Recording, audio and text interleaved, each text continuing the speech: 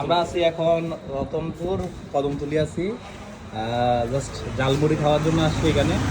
বন্ধু ভাই নিয়ে আসছে জালমুড়ি, আমি আসছি, নাইম, তারপর আরেকটা ভাইয়া আছে এখানে। জালমুড়িটা আসলে দেখতে দেখা যাচ্ছে অনেক মজা হবে। কি বলো বন্ধু, আগে চেক করো, ভিডিও করে দোস্ত, আগে খাও, খাইয়ে দেখো। বিসমিল্লাহ।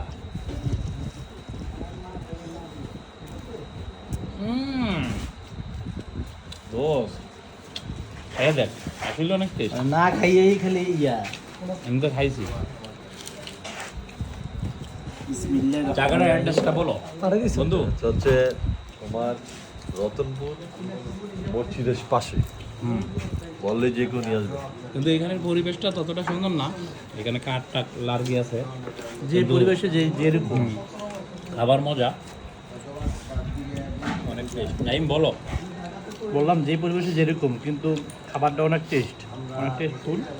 আপনার ট্রাই করতে পারেন। বাসাবাসিনো কেমনে তোমরা বন্ধু? বুঝলাম না।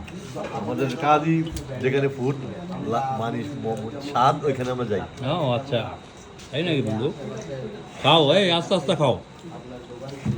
টমেটো টমাটো দাও, আমার একটা দাও টমাটো। আস্তে আস্তে খাইও, হ্যাঁ নাইম।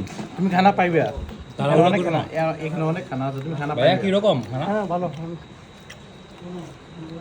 আমি এখনো বলি, আমি এখানে- এখানের পরিবেশটা ততটা ভালো না, বাট খাবার অনেক মজা। শোনো, আমি এখানে হুম আসমাইনা দিয়ে 2 বার ফেরত গেছি, আচ্ছা, কিন্তু ব্রিজটা কাজ করতেছে দেখে আসা এখানে হয় নাই। আসার জন্য। হ্যাঁ, আমি আর আমার এক কাজিন মামাতো ভাই ও আচ্ছা, 2 বার, কিন্তু আসা হয় না ব্রিজের জন্য। ব্রিজটা ভাঙ্গা কাজ করতেছে, বুঝতে পারছি। তাই এদিক দিয়ে ঘুরে আসা লাগে। এইখানে আমি ফার্স্ট টাইম আসছি, কখনো আমি আসা হয় নাই। রতনপুর। কোথায়? হুম নিচে মশলা পাবে। আমাদের কি রে দোস্ত এটি? ডাক্তার দেখা দিয়ে এতক্ষণ